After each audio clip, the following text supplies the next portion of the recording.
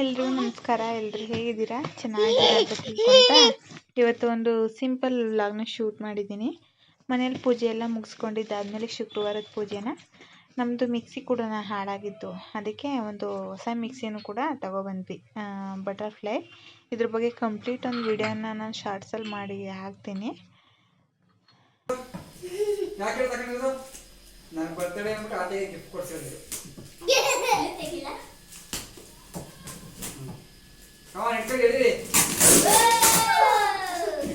ಚಪ್ಪಾಳೆ ಬಿಟ್ಟಿರಿ.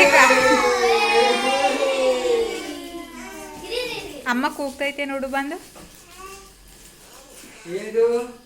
ಆಡಿಸ್ಕೋಬೇಕಾದ್ರೆ ತಿರ್ಗಿಸ್ಕೊಳ್ಳೋ ಕೂಗ್ದಂಗಾಯ್ತು. ನೀವೇ ಒಂದೊಂದಾಗ ತೆಗ್ದು ಹೇಳ್ಬಿಡ್ರಿ ಹಂಗೆ ಏನೇನಂತ.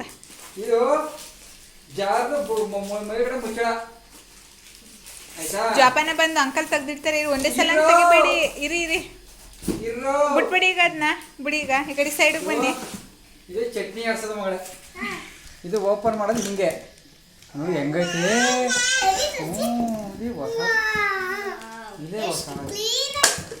ಅಲ್ವಾ? ಗುಂಡಣ್ಣ ಸುಮ್ಮನಿರು, ಗುಂಡಣ್ಣ ಪ್ಲೀಸ್. ಇರವ ಅದ್ರೊಳಗೆ ಯಾಕೆ ಅವ್ರೊಳಗೆ ಯಾಕೆ, ಆಮೇಲೆ ನಾನು ಜೋಡಿಸ್ಕೋತೀನಿ. ಇದು ಗುಂಡಣ್ಣ, ಇದು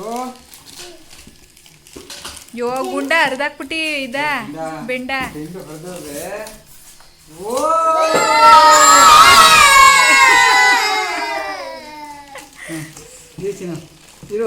ಮಿಕ್ಸಿ ದೊಡ್ಡ ಜಾರ್ ಇದೆ ಅನಿಸ್ತದಲ್ಲ, ಇಲ್ಲಿ ತೋರ್ಸ್ರಿ ನೀಟಾಗಿ.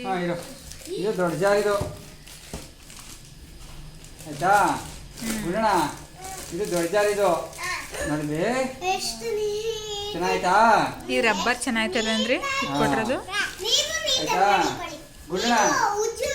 ಗುಂಡಣ್ಣ ಇದು ಮುಸ್ಕೊಡು, ಇದು ಮುಸ್ಕೊಡು ಗುಂಡಣ್ಣ, ಮುಸ್ಕೊಡಕ್ಕೆ. ಮನೆಗೆ ಏನಾದರೂ ಹೊಸ ತಂದಾಗ ಅದಕ್ಕೆ ಪೂಜೆ ಮಾಡಿ ಅದನ್ನ ಬಳಸೋದು ನಮಗೆ ಅಭ್ಯಾಸ.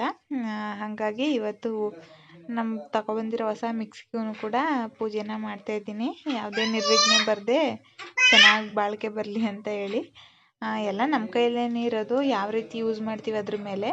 ತುಂಬ ಪುಟಾಣಿದೊಂದು ಮಿಕ್ಸಿನ 2 ವರ್ಷ ಯೂಸ್ ಮಾಡಿದ್ವಿ, ಅದು ಇವಾಗ ಹಾಳಾಯಿತು. ಅದಕ್ಕೆ ಇವಾಗ ಒನ್ ಟೈಮ್ ಇನ್ವೆಸ್ಟ್ಮೆಂಟ್ ಅಂತ ಹೇಳಿ ಒಂದು ಚೆನ್ನಾಗಿರೋದನ್ನೇ ತಗೊಬಂದಿದ್ದೀವಿ. ಇದ್ರ ಬೆಲೆ ಬಂದು 5300 ರೂಪಾಯಿ ಆಯಿತು. ಇಲ್ಲೇ ಲೋಕಲ್ ಶಾಪಲ್ಲೇ ತಂದಿರೋದು. ಹೊಸ್ದಾಗಿ ತಂದಮೇಲೆ ಅದನ್ನ ಬಳಸಲಿಲ್ಲ ಅಂದರೆ ಸಮಾಧಾನ ಅಂತೂ ಆಗೋದೇ ಇಲ್ಲ. ಎಲ್ರಿಗೂ ಹೀಗೆ ಅನಿಸುತ್ತೆ ಅನ್ಕೋತೀನಿ. ತಂದ ತಕ್ಷಣ ಏನಾದರೂ ಮಾಡಿ ನೋಡ್ಬಿಡ್ಬೇಕು.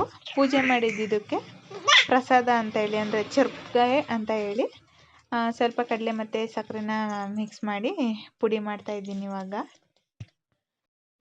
ಇದೆಲ್ಲ ಕೆಲಸ ಮುಗಿಸ್ಕೊಂಡಿದ್ದಾದಮೇಲೆ ಇನ್ನು ನಾನು ಕೂಡ ರೆಡಿಯಾಗಿ ಇಲ್ಲೇನೆ ದೊಡ್ಡಮ್ಮ ತಾಯಿ ಅಂತ ಒಂದು ದೇವಸ್ಥಾನ ಇದೆ, ಅಲ್ಲಿಗೆ ಹೋಗಿದ್ವಿ. ಅಲ್ಲೂ ಕೂಡ ಪೂಜೆ ಎಲ್ಲ ಮುಗಿಸ್ಕೊಂಡು ಬಂದು ನಮ್ಮ ಮನೆಯವ್ರು ತುಂಬ ವರ್ಷವಂತಿದ್ರಲ್ಲ ಅಂತ ಬೇಗ ಅಡುಗೆ ಮಾಡಿ ಊಟನೂ ಕೂಡ ಮಾಡಿದ್ವಿ. ಈ ವಿಡಿಯೋ ಏನಾದರೂ ಸ್ವಲ್ಪನಾದರೂ ನಿಮ್ಗೆ ಇಷ್ಟ ಆದರೆ ಪ್ಲೀಸ್ ಒಂದು ಲೈಕ್ ಮಾಡಿ, ಹಾಗೆ ಶೇರ್ ಮಾಡಿ ಮತ್ತು ಸಬ್ಸ್ಕ್ರೈಬ್ ಮಾಡಿ. Thank you for watching. ಹೀಗೆ ಸಪೋರ್ಟ್ ಮಾಡ್ತಾ ಇರಿ.